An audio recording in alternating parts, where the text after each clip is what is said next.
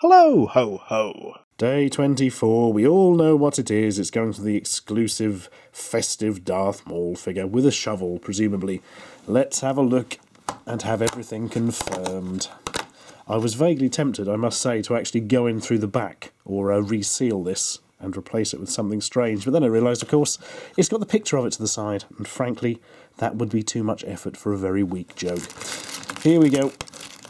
Oh, he's got a white thing with him. What's all that about? Let's find out. And there he is in all his Morley glory. And he comes with two white pellets that are presumably supposed to be snowballs or something. Oh, and the white flat thing that came with him was just like protective cardboard for his cape. Anyway, that's quite cool. It's a silly thing and it's a bit of a laugh in it and makes no real sense. Wasn't he supposed to be evil? Oh yeah, also the prequels were supposed to be enjoyable films, and that didn't happen either, so let's not split hairs. And look, here he is enjoying Christmas with all the other bits from the good pot. You'll notice there's not that many of them, and they are literally all minifigures apart from the thing the guns came on. Just realised, actually, it's a real shame they gave you these figures without the correct guns, look. When you managed to sort of distribute two between them, and I've had to give the AT-AT bloke Darth Maul's lightsaber. Oh, maybe you can swap it for the shovel later. Who can say? Oh well, the main thing is we didn't get a lot of crap. Actually, that might not be accurate information. I think, in fact, we did get quite a lot of crap. Oh well, what are you going to do? Well, I tell you what I'm going to do, because I already did it. I took the bits from the crap pot and built myself a spaceship of my own. I tried to make the spaceship from the old 80s film The Last Starfighter. And I did it entirely from memory in order to keep with the apparent LEGO ethos of having ships that don't look anything like they're supposed to. And this is what I came up with. And I'm quite pleased with it, considering I had very few pieces to work with. It occurs to me now that the problem with not looking up the spaceship from The Last Starfighter before making it is I may have got it confused with another film. I'm now very worried I've made something else entirely. Actually, I'm going to go and check on my phone. Hang on, jump cut. Phew, no, it's okay. I was thinking of the correct spaceship, so it's not quite as disastrous as it could have been, although I do appear to have made up most of the details with my faulty memory.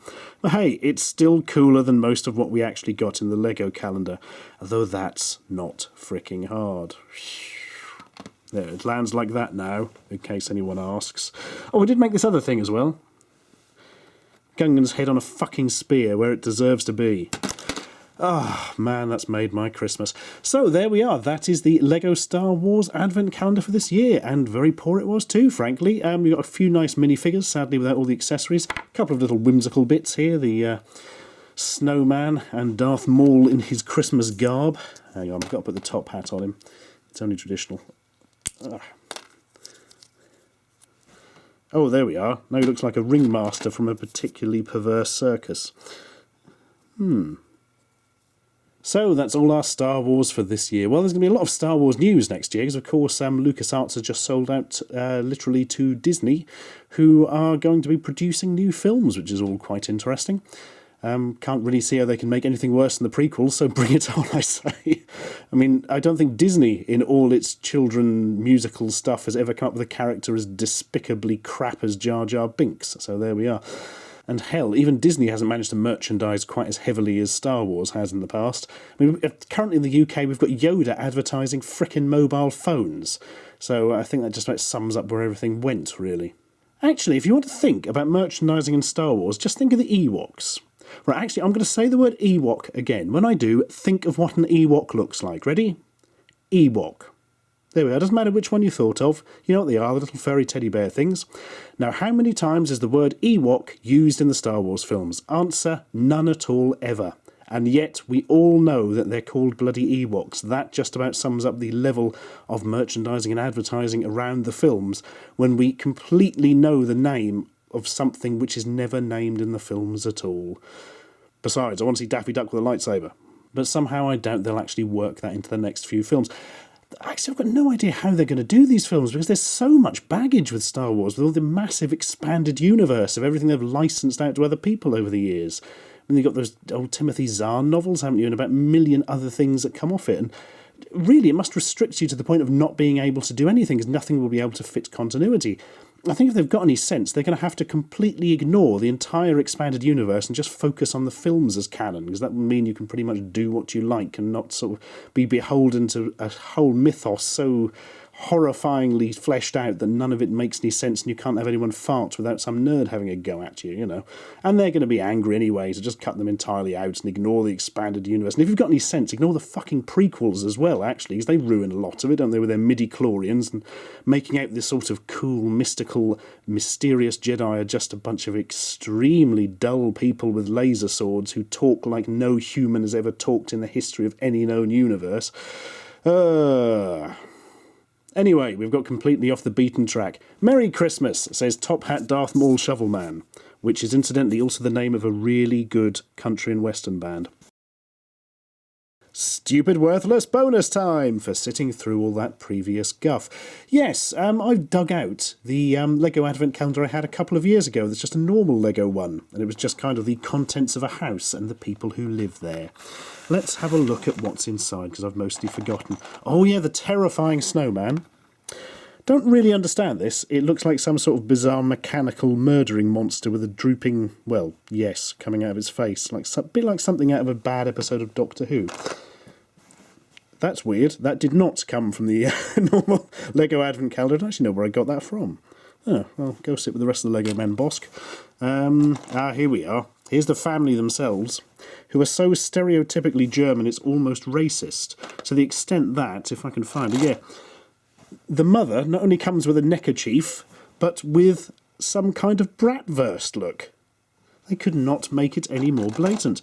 In fact, I think, if I recall, yep, here we go.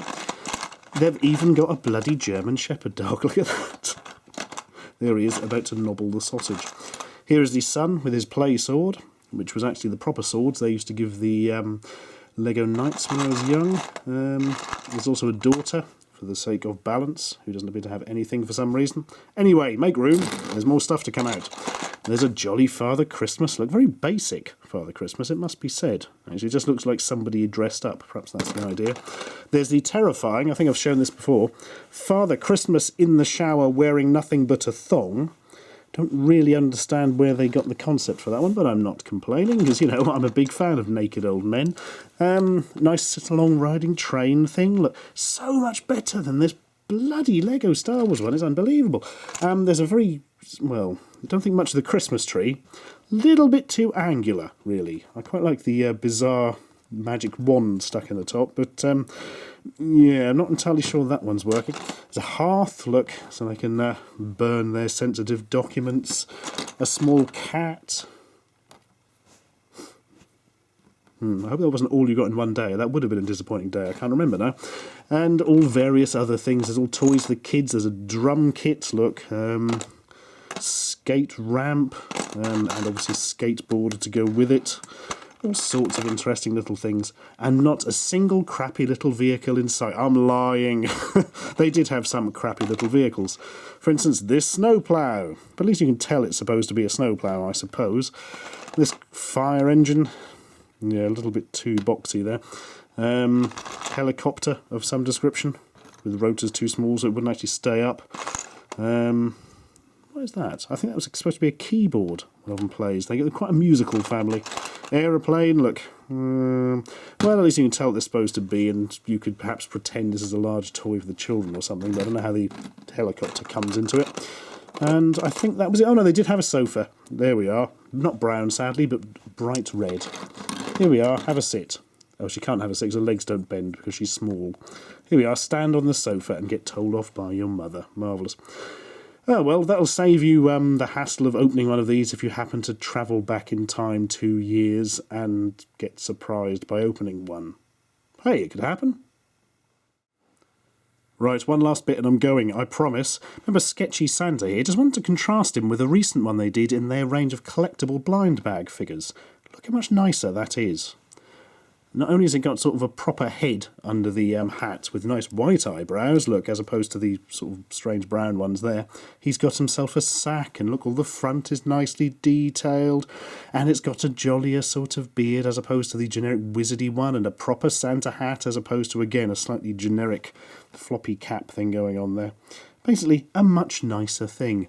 I do actually wonder now if that is deliberately supposed to be somebody else dressing up. What's he like under the beard? I can't remember. Oh, yeah. Just generic head man. Now, what is the other one like under the beard?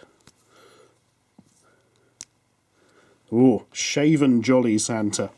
There we are. He's even smiling where you can't see it. That's attention to detail. Anyway, enough of this. Bye.